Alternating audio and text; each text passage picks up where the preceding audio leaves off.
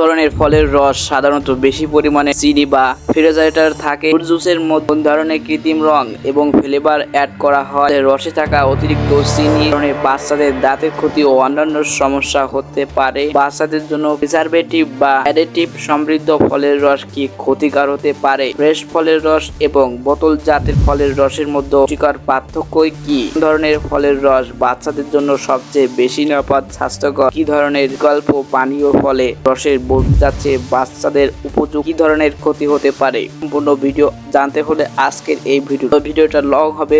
ভিডিওটা দুইটা সেক্টরে ভাগ করব। পার্ট 1 এন্ড পার্ট 2 হতে পারে। ভিডিওটা দেখতে হলে অবশ্যই বাচ্চাদের জন্য উপকৃত হবে। চ্যানেলটা সাবস্ক্রাইব করে রাখবে। ভিডিওটা শুরু করছি। বাংলাদেশ শিশুদের মধ্যে ডায়াবেটিসের দুর্বল ভাব সম্পর্ক নির্ভরযোগ্য এবং সাম্প্রতিক পরিসংখ্যানে পাওয়া কঠিন, তবে কিছু গবেষণা প্রতিবেদনের ভিত্তিতে প্রস্তুত করছি। বাংলাদেশে টাইপ 2 ডায়াবেটিসের ক্ষেত্রে শিশুদের মধ্যে প্রাদুর্ভাব তুলনামূলকভাবে কম হলেও স্বাস্থ্য সমস্যাগুলি সম্পর্কিত খুবই প্রকাশিত হচ্ছে। যেমন বাংলাদেশের জার্নাল অফ মেডিসিন এ প্রকাশিত এক গবেষণা শিশুদের মধ্যে ডায়াবেটিসের হার 1% এর কাছাকাছি বলা হয়েছে। অভ্যন্তরীণ ও পরিবেশগত কারণগুলির কারণে টাইপ 2 ডায়াবেটিসের ঝুঁকি বাড়াতে পারে, বিশেষ করে যাদের পরিবারে ডায়াবেটিস ইতিহাস রয়েছে যা বা স্বাস্থ্যকর খাদ্য অনুসরণ করে না তাদের। বাংলাদেশের ডায়াবেটিসের বিরুদ্ধে সচেতন বাড়ানোর জন্য প্রচেষ্টা চলছে এবং স্বাস্থ্যসেবা সম্পাদনকারী শিশুদের জন্য জীবনযাত্রা বজায় রাখার প্রয়োজন। রসের জুস।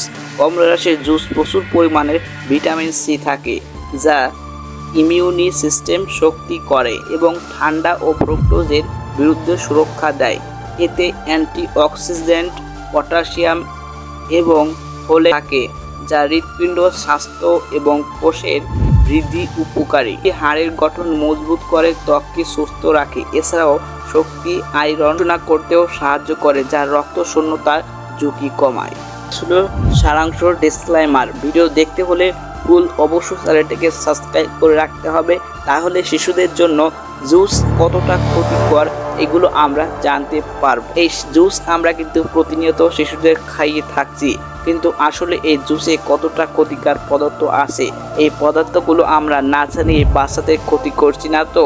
এটা সম্পর্কে জানতে হলে মিস্টার অ্যাম্বিশন চ্যানেলটাকে সাবস্ক্রাইব করে রাখতে হবে। পরবর্তীতে এই ভিডিওটা আপলোড করা হবে খুবই তাড়াতাড়ি সময়ের মধ্যে, কারণ কমেন্টের উপর নির্ভর করে এটা আপলোড করতে হবে।